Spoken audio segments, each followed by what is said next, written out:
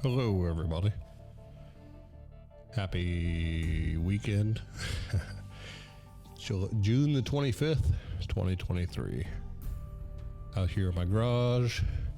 I pre-recorded. I sort of broke this video up. I recorded some of it earlier on my iPad, so you're going to see the transition from where I am now to the wider angle of my iPad. But I just thought I'd do a little video, sort of like on a little bit of the current events going on over in across the pond and Russia, Ukraine, and so on, and then sort of comparing that to the fireworks that I heard out here in the garage earlier tonight that you'll see later. So it's a little time dilation here. So you'll hear the fireworks in the subsequent clips of this video. So, and then I'm going to insert a cool little clip that just really amused me near the end of this. So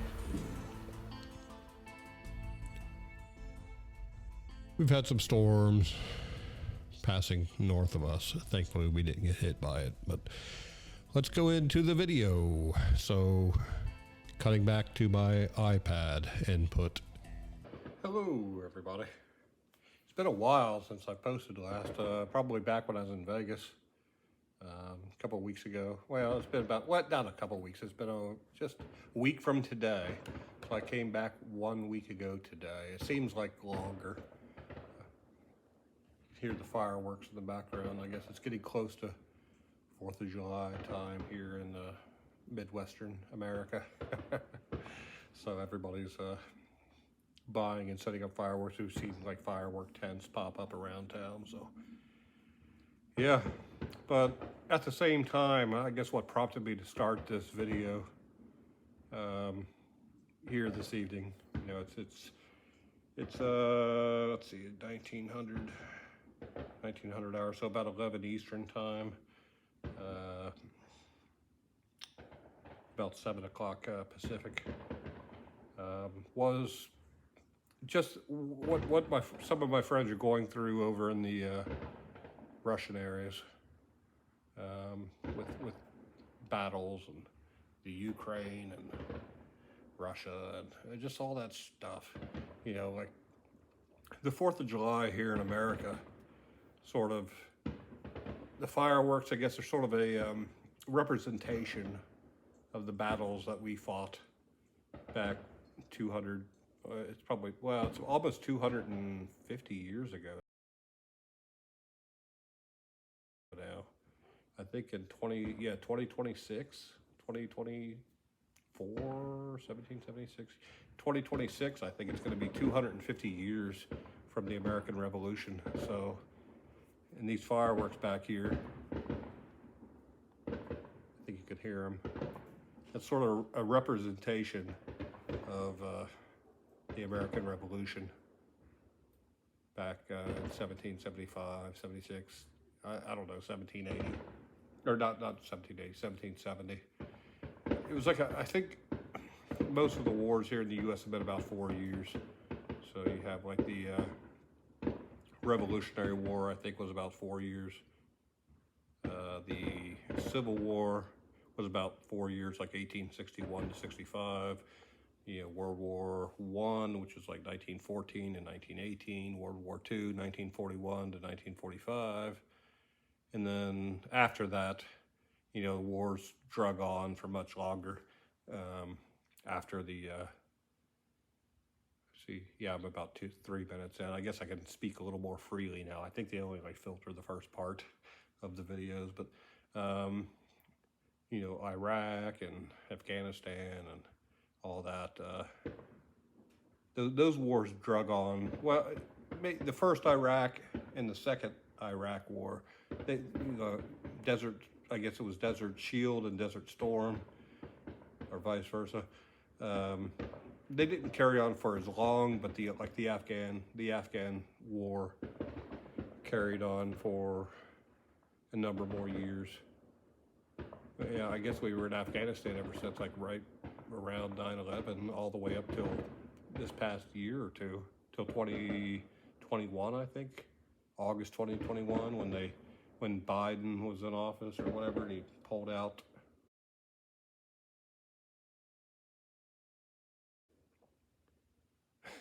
Pulled out prematurely. I'll just leave that at that. But that's so loaded in so many ways. But wow. So yeah, I guess the fireworks stopped. I guess they got done. It's been going on for about 10 or they're still going.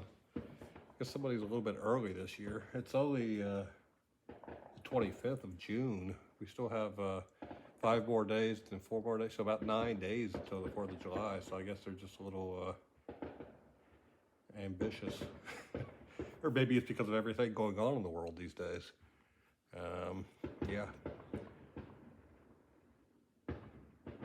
I don't know how loud that is in the camera, you know, but or in the video here. So, no, I had a good Sunday. It's Sunday night, June the 25th. I went out earlier today, picked up a friend of mine. He had a wedding to go to yesterday, and picked him up, and we went out to Lowe's and out to eat. Picked him up some food. Went back out to his place, had a couple beers, and then I came home. I've been watching a movie here. I just set up a new little streaming server for myself. Yeah. So again, Sunday night, everything's going good. You know, it's sort of summertime here in Kentucky. I guess, you know, as you get older, you sort of ignore the seasons and the ebbs and flows of different things and everything, you know, but when I heard the fireworks, I went outside. It was a beautiful evening. We were supposed to get a storm, like a hailstorm or whatever, but haven't seen that at all. But I went outside, the moon's up. It's a little less than half moon right now, and all the fireworks and some cars driving by. It's just, you know, freedom. And can't say that about everywhere in the world.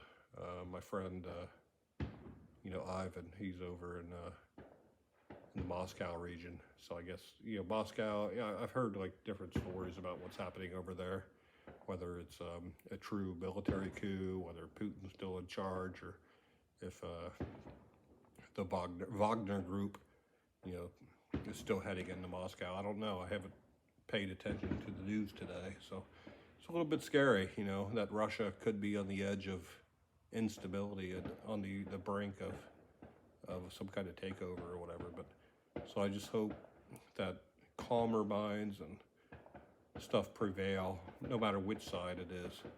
You know, no matter what side of the conflict you're on, I hope calmer minds prevail, and everybody just sort of takes a step back and realizes that the sounds I'm hearing here, again, which are a representation of our early battles here in the United States, are a reminder that it's not good.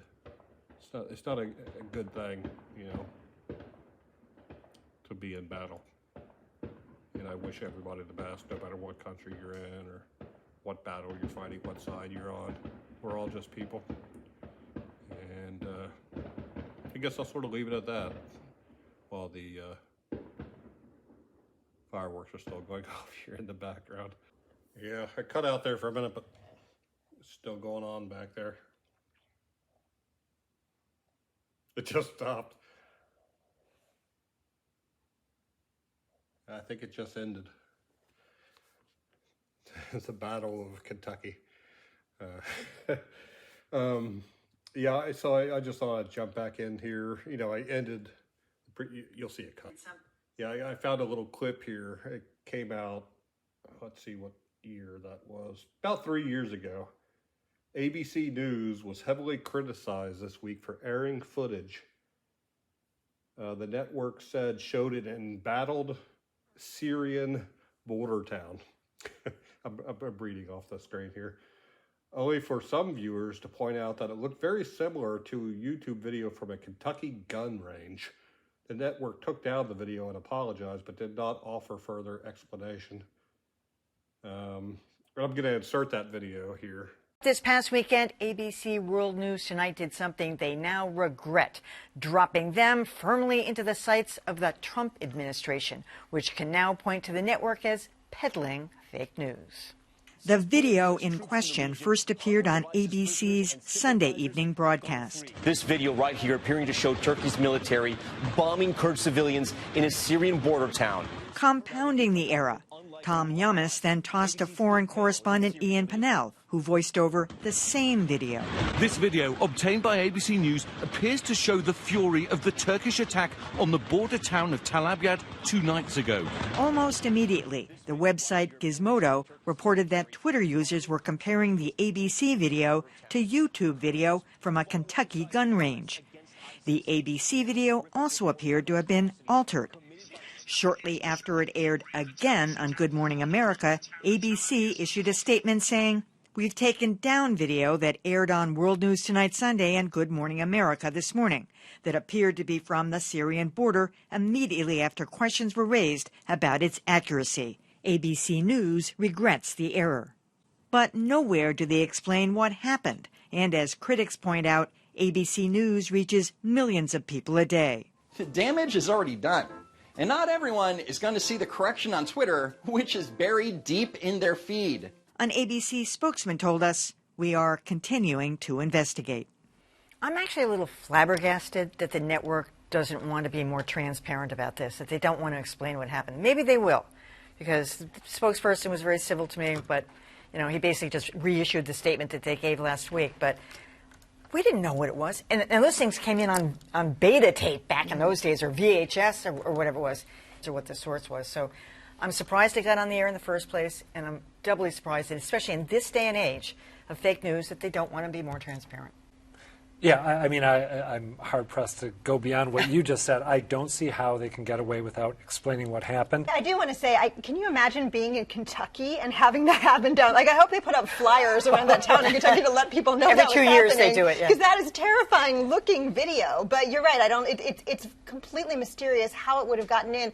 I don't know if long-term you can say this is some sort of a consequence of, budgets being pulled back. They don't have foreign correspondents or people they can contract with everywhere to be on the scene, and yet there's this desire to still pretend that you're on the scene or sort of show news from where it's happening. Because that's the worst part of it. Ian Pennell, who is overseas, said it also purported to show, but he should have known. Yeah, and it was so the transparency also wasn't there in terms of we're not here. This is video that they said we have obtained it, but that's that's very hedgy passive language. They knew what it was. But I'm saying, but somebody had to know. There's a lot of video. You just can't. They knew what it was. But you know what I'm saying. But there's somebody had. I'm going to assume there's more than one video. So somebody is really paying attention to understand. Of all the videos out there that have explosions, this one was in Kentucky. That's my only point. So start there with your investigation. If they can figure out where this came from, how come you couldn't? Just so our viewers know, there are companies that help news organizations verify this stuff. There's metadata that you can look at. There's reverse searches you can do on the internet. This isn't rocket science.